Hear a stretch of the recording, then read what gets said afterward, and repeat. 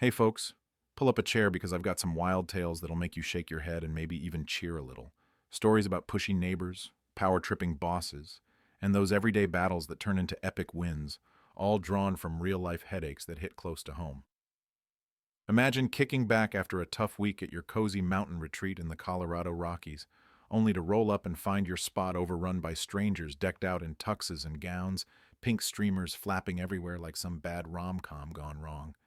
And the lady running the show points at you like you're the intruder, dialing the cops while your jaw hits the floor. Yeah, that's how my buddy Tom's nightmare started, and trust me, it only gets crazier from there. So Tom pulls in after a family trip to the coast, exhausted but happy, and bam.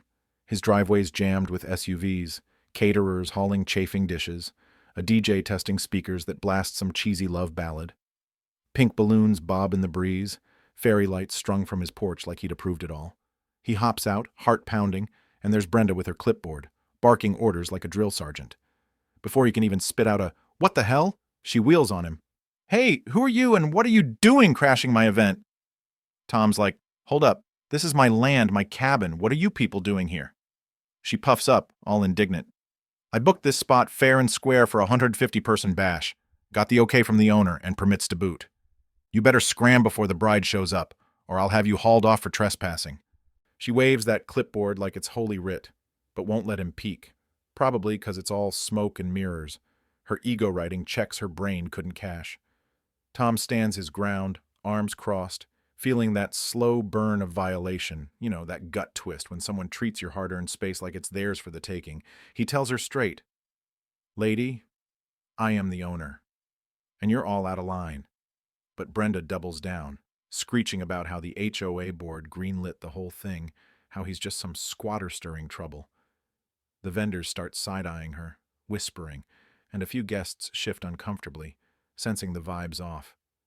Tom pulls out his phone, shows his deed, his ID, proof that's ironclad. That's when Brenda loses it, dials 911 right there, voice dripping with fake panic. "Officer, there's a dangerous guy here harassing my wedding party. You gotta come quick." Tom just shakes his head, thinking, this woman's unhinged, driven by that need to control everything, maybe because her own family's a mess and this wedding's her shot at playing hero. Cops roll up, lights flashing, and Brenda flags him down like she's directing traffic. "Arrest him! He's impersonating the owner. The HOA owns this." But Tom stays cool, hands over his papers, lets him verify. The officers check it out, then turn to the crowd. "Folks, this is private property, and the real owner wants you gone. Now." Vendors pack up fast, grumbling about fake contracts. Guests scatter like leaves in the wind. Brenda? She's ranting nonstop, face red as a tomato, insisting the bride, her own niece, mind you, is minutes away, that Tom's ruining lives. Officers warn her, "Ma'am, calm down and leave or we're cuffing you." But she can't hear it, too wrapped up in her power trip, and boom, they slap on the bracelets, haul her off for a cool down at the station. The wedding? Total flop. Vendors come back later to grab their gear, apologizing to Tom, fuming at Brenda for stiffing him on pay. Turns out her control freak ways stemmed from family pressures, but it backfired hard. Tom reclaims his haven, chuckles at the gossip rippling through the valley, and that HOA, they steer clear ever since, like he's got some invisible force field. If she'd just respected boundaries, none of this explodes. But hey, some folks learn the hard way. And speaking of hard lessons, let me tell you about my pal Jake in the tech world down in Seattle, where office politics can cut deeper than a rainy winter. Jake's been in cybersecurity forever, that high-stakes game where one slip-up could tank a company. Think locking your screen every time you step away? 'Cause hackers don't play nice. His team had this fun ritual: spot an unlocked computer, sneak in a goofy message like, "Hey team, pizza on me?" Harmless shame to remind you, better than a formal write-up that could cost your job. It built camaraderie, kept everyone sharp. But then comes newbie Carl, fresh-faced but arrogant, ignoring every heads-up like the policy's beneath him. Maybe because he came from a lax gig, or just that entitlement vibe some carry. Jake warns him personally, "Dude, lock it up, it's serious here." Carl rolls his eyes. "Whatever, that's dumb." Weeks pass, warnings pile up, but Carl struts around unlocked like daring him.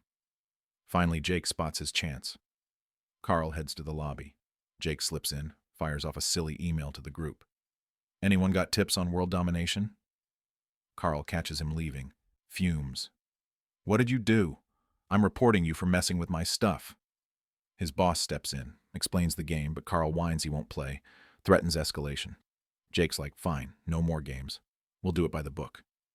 He rallies the team. Report every violation, no mercy. Carl's desk, prime spot near the break room, bathroom, traffic central. Tickets flood in, 40 plus in 2 days. Carl's dragged into retraining, then a meeting with brass, lands on probation for flouting rules that protect everyone. He rages at his manager, gestures wildly at Jake, but it's his own stubbornness biting back, rooted in that fear of looking weak, I guess. By week's end, he's out, lesson learned. Insecurity, ego's your worst enemy. The office? Tighter than ever, no hard feelings, just policy. Shifting gears to neighborhood drama. 'Cause who hasn't dealt with bad vibes next door? Take Sarah in a quiet suburb outside Austin, Texas. Proud mom to 2 gentle labs and a scruffy terrier mix, all trained like pros, no barking marathons, always leashed. She's the responsible type, picking up after him, keeping harmony. But her neighbors, the Millers, loud, chaotic duo with 3 rowdy pits that bark dawn to dusk, charging fences like it's a sport. At first, Sarah's polite, chats them up when they move in, compliments their pups. But deep down, she senses insecurity. They mock her training, say, let 'em be dogs. Probably 'cause their own chaos mirrors their messy lives, maybe work stress spilling over. Trouble brews when one Miller dog starts slamming her vinyl fence, 10K investment, trying to attack hers. Sarah adds slats, plants arborvitae hedges for $1,200, hoping to block the view. Mr. Miller laughs. Won't work. They hear everything. Spot on, it doesn't. Sarah texts nicely. Hey, can we team up on this? Safety first. Let's keep good vibes. They flip, play victim. Your dogs provoke 'em? You're stressing us out. Texts turn nasty. Sarah owes apologies? Nah. They slap up an illegal 7-foot barrier on hers, but Sarah lets it slide for peace. Then, dogs off-leash, rampaging her garden, streets, safety hazard city. Cameras catch it all. Attacks, poop piles left everywhere, kids dodging them on walks. Fed up, Sarah loops in cops. Lieutenant's alarmed, says send every clip, fines incoming. Petty payback? Spots him in the nearby preserve, dog pooping sans cleanup. She posts video to the community app, tags the head. Folks, this is why our paths are messy. Boom! Outrage erupts. We've avoided that block. Felt unsafe. Leader confronts Millers. Promises police chat. Sarah sits back, evidence airtight, watching their rep tank, driven by their refusal to own up, turning envy into aggression. Neighborhood? Safer. Folks walking again. Be that good pet parent, right? Now for the big one.